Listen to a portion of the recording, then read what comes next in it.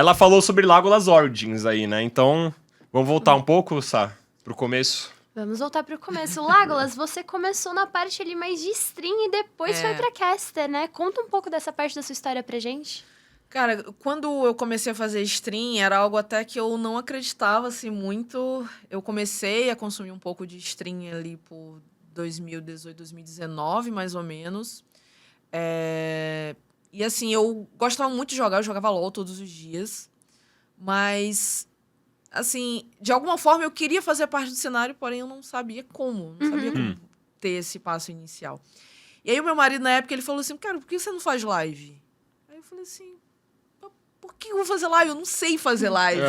Eu não sei se eu tenho, assim, esse feeling da pessoa que gera o entretenimento, que conversa e desenrola muito papo e tal, e que joga bem. Ele falou assim, cara, tenta.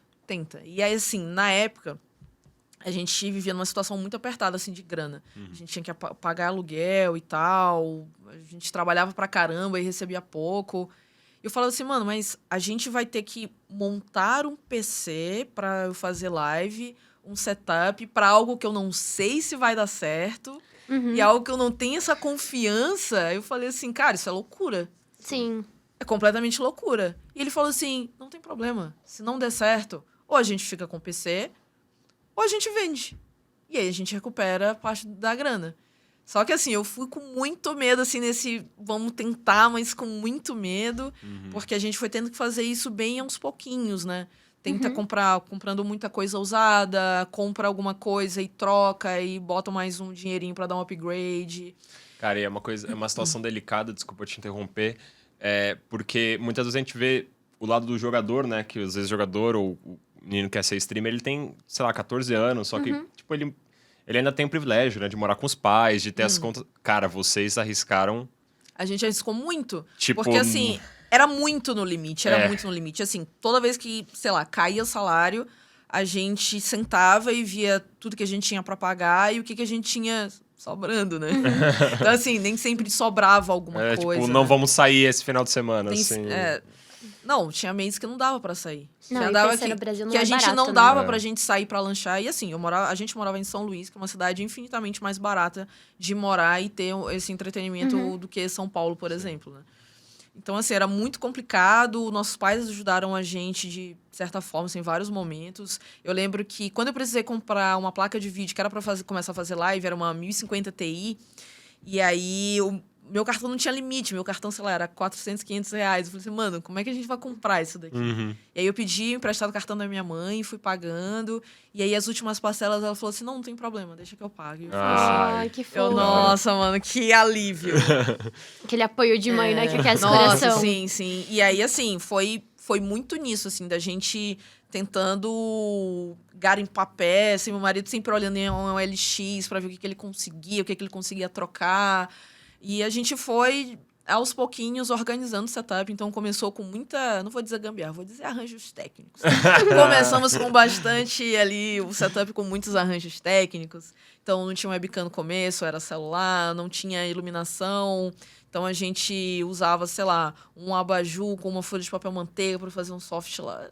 Chique, né? Chique, criativo. Né? E meu marido, ele sempre foi metido meio a professor Pardal. Então, ele sempre inventava... Inspetor Bugiganga, assim, né? Então ele sempre inventava umas coisas muito malucas, assim. E eu ficava assim, mano, mas tá dando certo, né? Então, Caraca, vamos com o que a gente consegue. E a gente, nessa, foi aos pouquinhos. E aí eu fui começando a fazer live. Isso eu fiz uma semana em 2019. A gente teve uns problemas que a gente precisou vender PC. E aí eu falei assim, mano, não sei. E aí ele falou assim, não, a gente vai conseguir, vamos se organizar de novo. E aí demorou um ano pra gente conseguir um mini PCzinho, que era só LOL, né? Porque eu tava só LOLzeira, então eu só jogava LOL mesmo. E a ideia era streamar só LOL. Então, não precisava de um grande setup. Então, foi menos difícil do que poderia ter sido se eu quisesse, sei lá, jogar jogos variados. E aí, a gente montou. E aí, em 2020, eu comecei a fazer. Comecei a fazer live. E aí, pouco depois, veio a questão do lockdown. Então, meio que eu consegui organizar meu horário. Porque até antes de pandemia, eu começava a fazer live. Tipo, eu trabalhava manhã e tarde. Aí eu tinha, sei lá, 1 hora de intervalo desde a hora que eu chegava até a hora de abrir live, que eu abri live 7 horas da noite. E aí eu ia até a meia-noite todos os dias. Então, domingo a domingo, eu fazia live e era só LOL, era 4, 5 horas de live. E era nessa pegada, e no outro dia acordar cedo pra ir para outro trabalho e tal. Você trabalhava com... Você é formado em Direito, né? Sou formada em Direito. Você trabalhava na área? Também, eu trabalhava na área e eu era concursada do município de São Luís. Eu trabalhava no RH. E, enfim, era um trabalho bem maçante, que eu já estava bem satisfeita, eu estava querendo muito sair. Primeiro que eu não aguentava mais direito, eu estava doida para pular do barco, mas a gente não pode só jogar tudo pro alto quando a gente tem conta para pagar, né? Tem que comer, tem que pagar boleto, etc. Então, meio que eu falei assim, bom, vou levando até o momento em que eu consiga achar alguma outra coisa em que eu consiga me sustentar e é isso, né? Vamos fazendo. E aí, nessa época, essa era a minha rotina. E era muito cansativo porque, assim, eram todos os dias. É puxado. E era sempre eu tentando, sei lá, estudar formas de coisas pra levar pra stream. Porque eu não tinha grana pra investir em alguma coisa, sei lá, fazer um sorteio. Eu não tinha nada e eu não conhecia ninguém. Então, assim, eu não conhecia absolutamente ninguém do cenário. Eu comecei, assim, realmente do zero. Então, era muito, o que eu posso fazer para melhorar minha stream?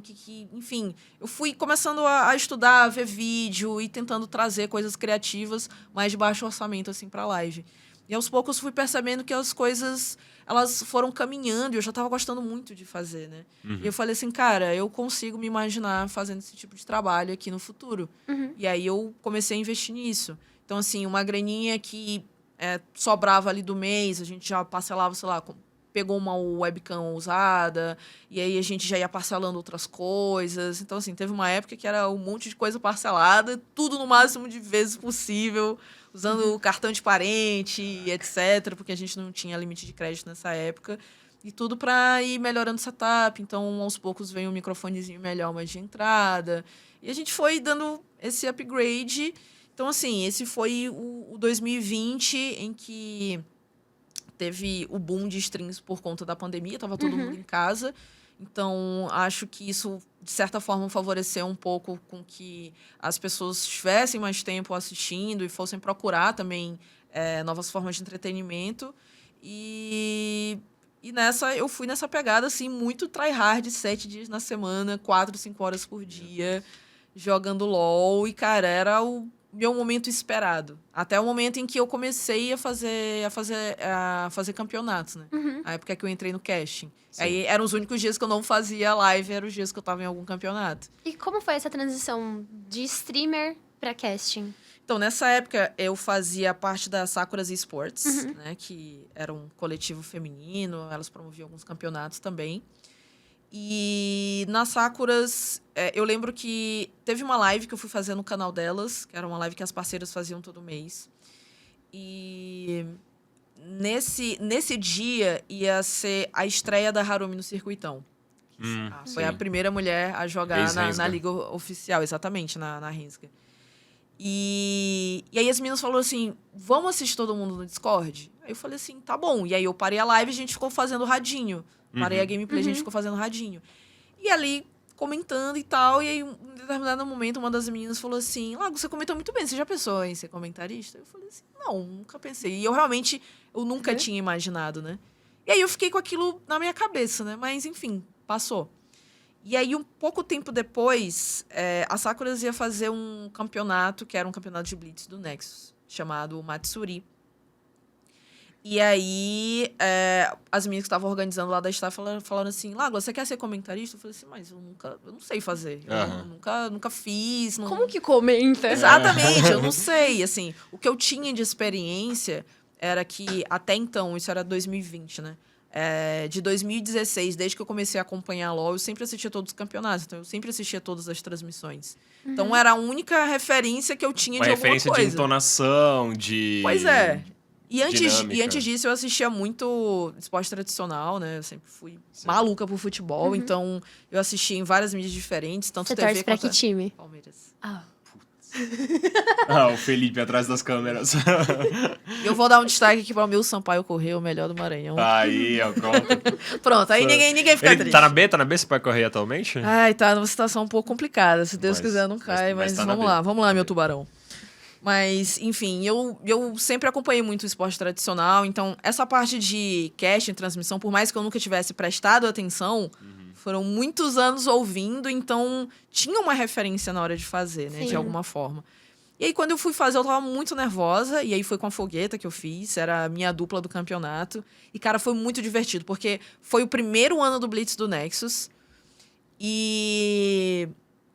Cara, foi um ano muito. Foi um momento muito especial de várias formas. Porque foi o modo novo em que eu comecei a jogar e eu falei assim, cara, isso daqui é muito bom. E até então eu era Aran player, praticamente. Eu só jogava Aran. Era muito pouco que eu jogava coisa de Summoners Rift. E aí eu falei assim, cara, isso daqui é muito divertido. E aí eu já conhecia todos os eventos que iam acontecendo no mapa. Então isso me deu, de certa forma, uma tranquilidade. Eu falei assim, se aparecer um evento, eu sei o que vai acontecer. Então é mais fácil de eu comentar, né? Sim. E foi também nessa época do Blitz do Nexus que eu conheci o Yorick. Eu tomei um pau tão grande com um cara jogando Yorick no Blitz do Nexus. Eu falei assim, mano, que diabo de boneco roubado é esse?